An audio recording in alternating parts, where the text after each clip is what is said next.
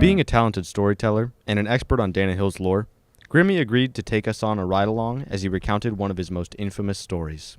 Now, let's take a picture of this house. This house right here is very instrumental in this story I'm going to tell about the flagpole. Okay. Okay. Got it? Our rivals were San Clemente High School because Capitol wasn't built yet. This is about the third, maybe 73, 74. I think Capitol was built in 75. These three industrious boys were in Riviera State Beach in San Clemente. And they were just talking, they're graduating. There was a day before school was going to be out. And all of a sudden they saw this big blob on the sand. And it was in the dark, it was about 9 o'clock at night. And so they looked at it, and it was a dolphin. Was it dead?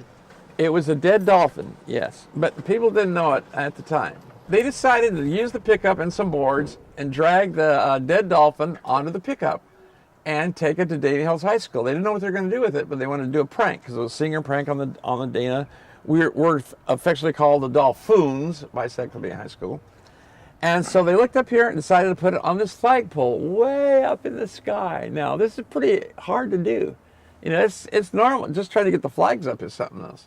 And these are three big stud guys. So all night from about 11 o'clock to 3 o'clock in the morning, I guess they were putting this thing out and making a lot of noise. And they finally got it up.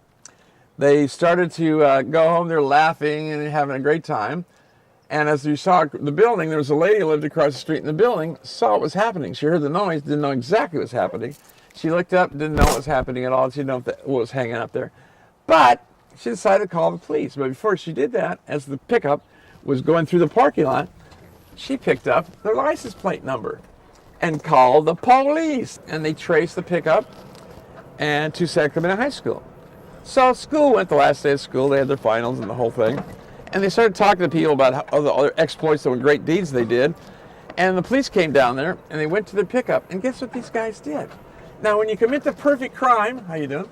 The perfect crime is you leave all the evidence out. You don't put any trace of evidence.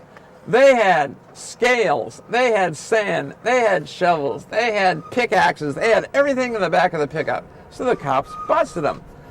And said, what are you going to do with these three guys? They caught them and they said, oh, let's take them to Dana Hills. So they took them to Dana Hills, put them in our gym, had three separate tables. It looked like something from CBIS, where they had lights on them, and they were made to confess before.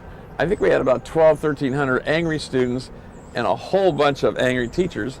And so what they said is, oh, the dolphin was dead. It was dead for 3 weeks.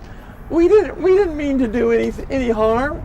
We were just doing it for a joke. Please forgive us. We didn't kill the dolphin. And they're on the tables all crying, oh, bloody murder. And all of a sudden it changed the whole mood of the kids. They go, oh, okay, as long as the dolphin was dead.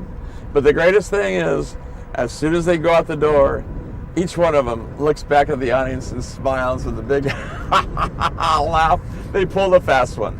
I think they had some kind of summer jobs they had to do to get their diploma, but they did it.